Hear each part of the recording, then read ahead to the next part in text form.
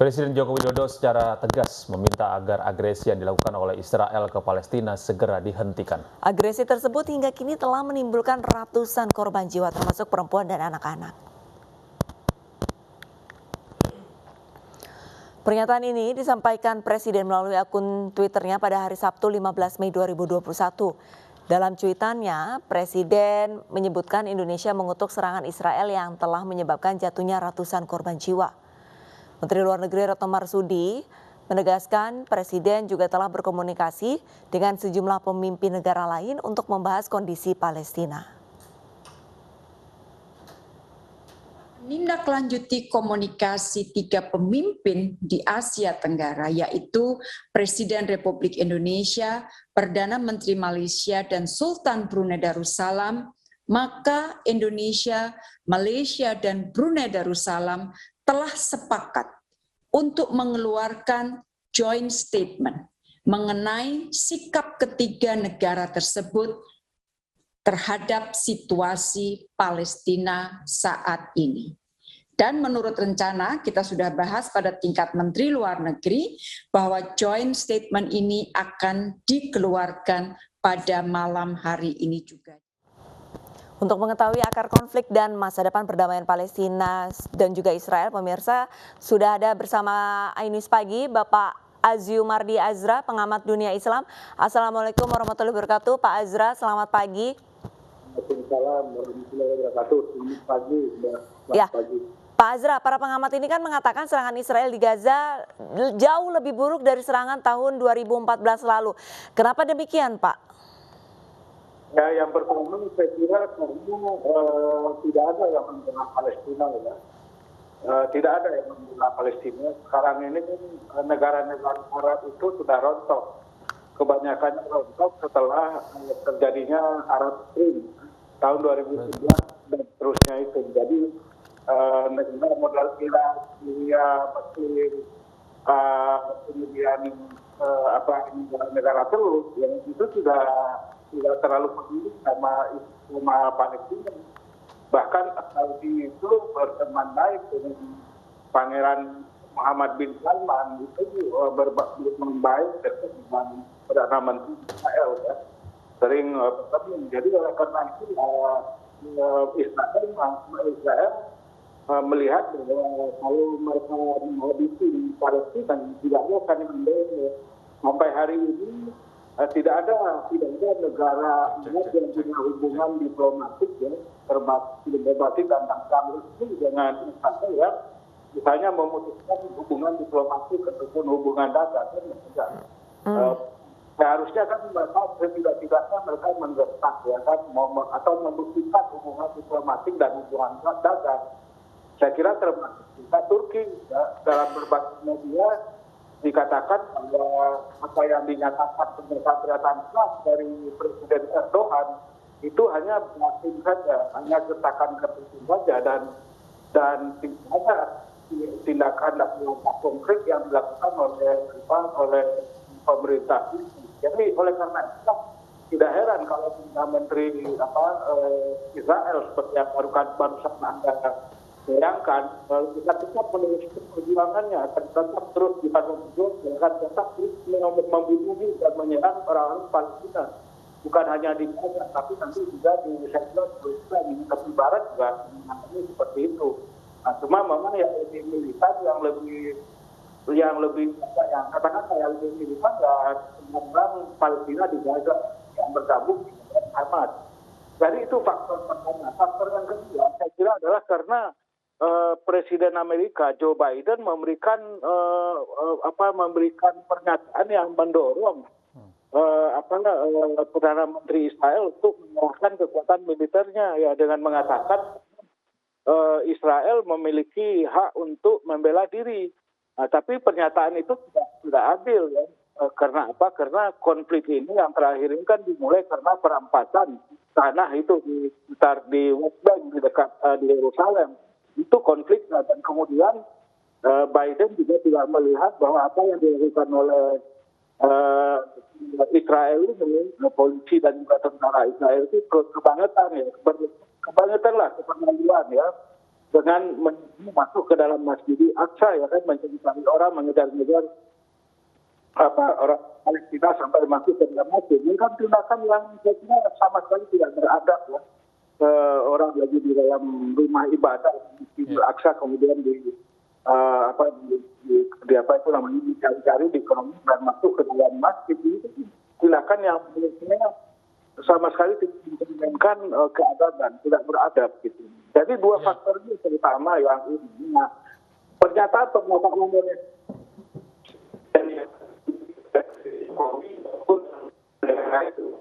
Indonesia.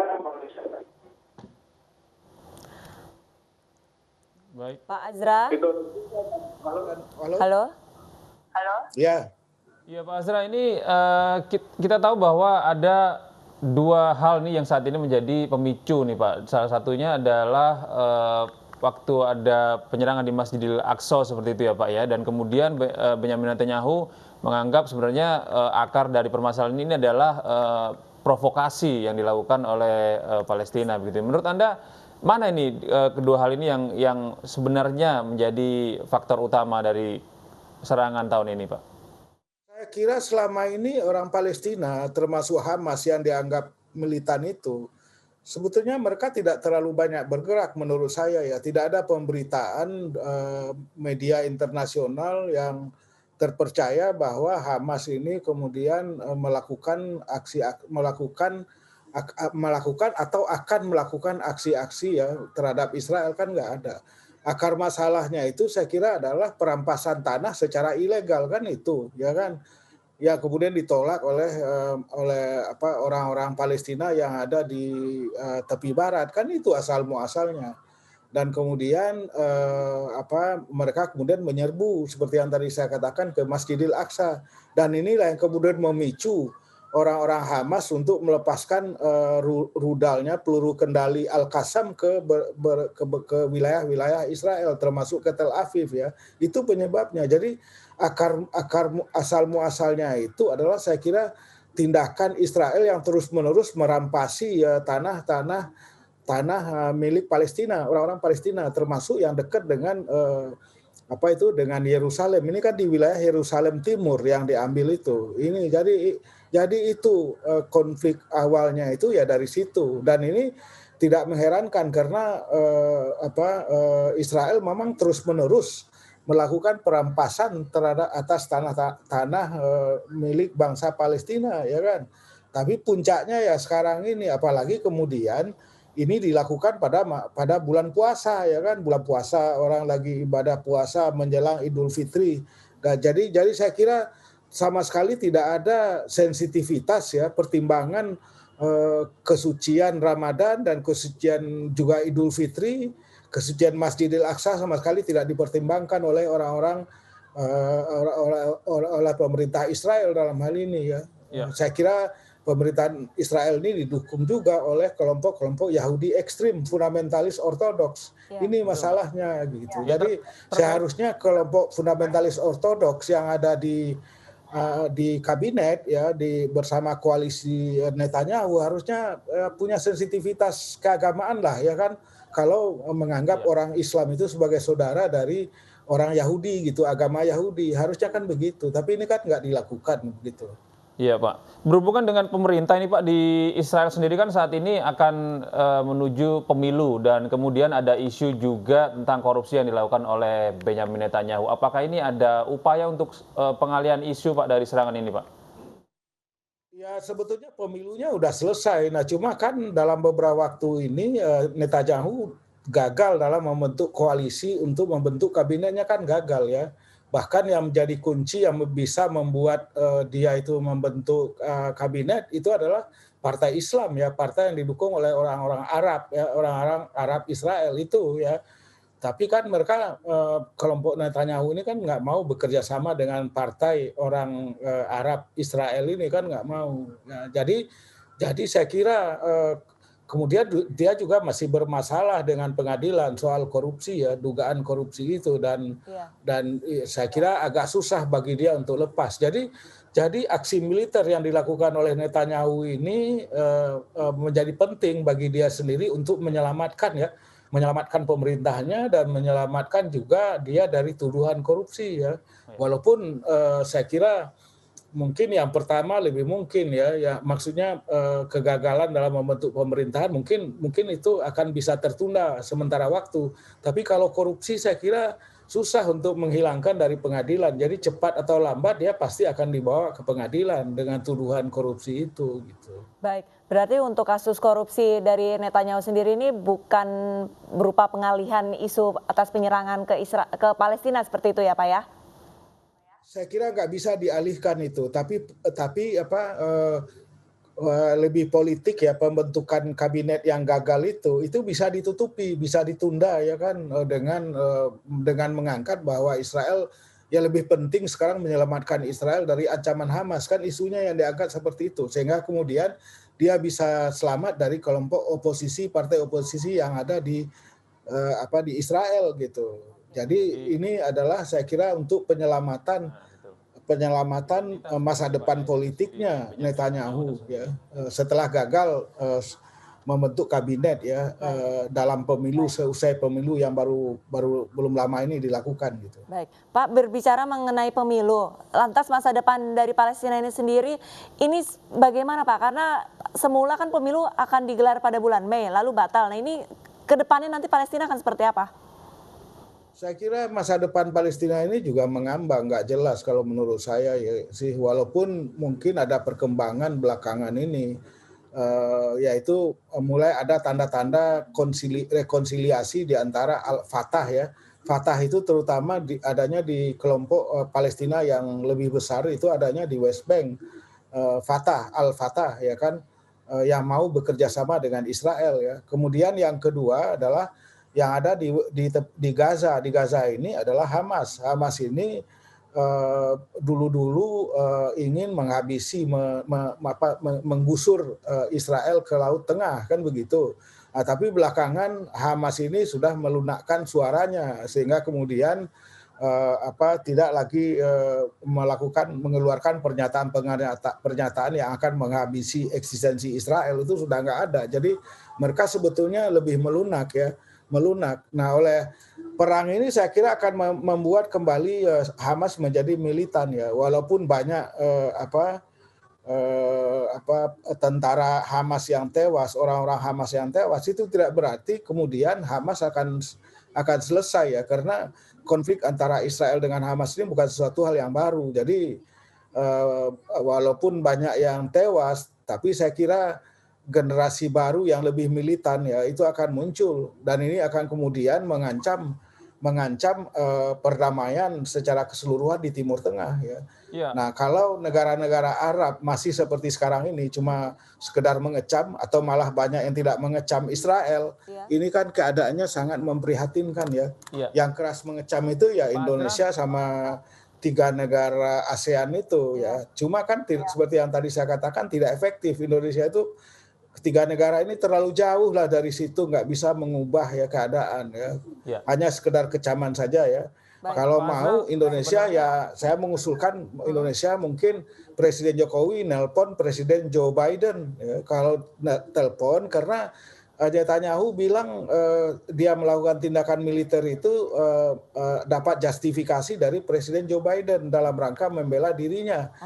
Padahal enggak, kalau kita lihat asal usulnya itu mulainya dari sikap agresif Israel merampasi tanah milik Palestina di Yerusalem Timur. Jadi kalau mau saya menghimbau kepada Presiden Indonesia atau Perdana Menteri Malaysia atau bersama-sama dengan Sultan Hasanul Bolkiah menelpon Joe Biden, atau kalau nggak bisa Joe Biden ya bisa juga melalui wakil presidennya ya kan, Harris. Kalau bisa ya kan, Kamala Harris ya. Tapi ya itu yang bisa dilakukan. Kalau cuma pernyataan, bagus pernyataan tapi tidak akan efektif. Yang paling efektif kalau Presiden Jokowi nelpon Joe Biden. Itu baru bisa ya. Pak Asra, ini sebenarnya apa sih yang membuat bantuan atau peran dari negara-negara Islam di Timur Tengah itu seolah-olah menjadi lemah begitu Pak? Tidak ada langkah konkret, apa sebenarnya penyebabnya Pak? Memang bukan seolah-olah memang lemah, tidak berdaya apa-apa ya. Karena apa? Karena masing-masing negara mereka itu konflik terus-menerus, tidak pernah akur atau hanya berhenti pada jargon ya. Kalau mereka mengadakan KTT darurat misalnya, OKI KTT darurat misalnya, ya kan.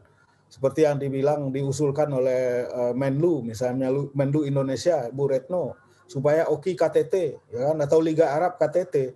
Tapi yang akan keluar dari KTT itu hanya pernyataan-pernyataan yang Sikap aja, kosong Pak. saja, yang nggak akan didengar oleh Israel ya.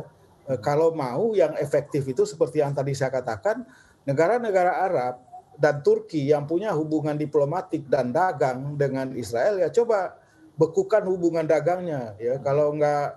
Kalau nggak mau memutus hubungan diplomatik ya minimal coba dibekukan supaya Israel itu berpikir beberapa kali sebelum meneruskan aksi-aksi militernya yang kejam ini ya kan, yang brutal ini ya. Nah, tapi itu kan nggak dilakukan seperti yang tadi saya katakan. Jadi kenapa begitu? Karena masing-masing punya kepentingan ya. Baik. Dari dulu negara Arab tidak pernah bersatu dari dulu ya. Makanya Indonesia tidak mau terlalu aktif sebetulnya di dalam organisasi-organisasi itu karena tidak bisa organisasi itu tidak pernah efektif di dalam menghadapi konflik-konflik atau konflik sesama mereka tidak bisa diselesaikan melalui OKI ya kan. Tetap saja misalnya Saudi menyerbu Yaman ya kan, membom Yaman sampai sekarang tidak berhenti-henti ya kan, nggak bisa selesai. Nah, jadi oleh karena itulah saya kira kalau makanya Yasser Arafat pemimpin PLO yang sudah almarhum bilang sebetulnya kita ini dihancurkan bukan hanya oleh Israel tapi juga oleh negara-negara Arab ya kan. Orang-orang Palestina itu yang pengungsi itu tidak diterima di Mesir. Kalau mereka dekat-dekat ke Mesir diusir misalnya ya kan. Apalagi ke Saudi.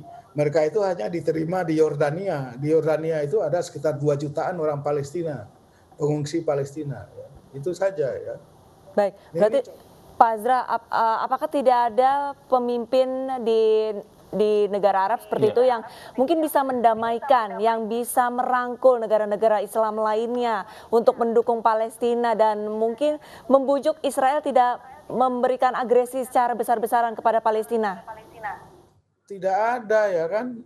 Paling banter kalau mau itu adalah Raja Salman dengan putra mahkotanya Muhammad bin Salman kalau mau. Tapi kan Muhammad bin Salman ini dekat dengan Netanyahu seperti yang tadi saya katakan, bahkan mendorong dulu supaya kedutaan-kedutaan asing di Tel Aviv dipindahkan ke Yerusalem dan berjanji akan membuat ibu kota baru ya. Saudi menjanjikan kalau kedutaan itu dipindahkan ke Yerusalem, dia akan buatkan ibu kota baru untuk Palestina ya kan. Tentu saja Palestina menolak dan Indonesia termasuk yang paling keras menolak pemindahan kedutaan-kedutaan besar dari Tel Aviv ke Yerusalem itu. Tapi kan nggak bisa mencegah. Jadi satu-satunya menurut saya yang bisa berkomunikasi dengan pemerintah Israel itu hanya Raja Salman melalui putranya yaitu Muhammad bin Salman. Kalau yang lain tidak ada. Yang lain itu siapa? Mesir misalnya LCC, Jenderal LCC, Presiden Abdul Fattah LCC juga saya kira tidak punya hubungan, walaupun ada hubungan diplomatik tapi tidak dekat dengan Israel. Apalagi yang dekat itu mungkin Emirat barangkali ya kalau mau, tapi mungkin bobotnya lebih besar Saudi dibandingkan dengan United Arab Emirates itu. Jadi saya nggak melihat, apalagi kalau Presiden Erdogan itu kan seringkali sama sekali tidak bisa diterima oleh Israel karena dia sering bluffing. Mengecam Israel tapi kemudian sebetulnya bluffing kosong saja gitu. Ya, baik, terima kasih Pak Azjumardi Azra atas waktu Anda. Assalamualaikum warahmatullahi wabarakatuh.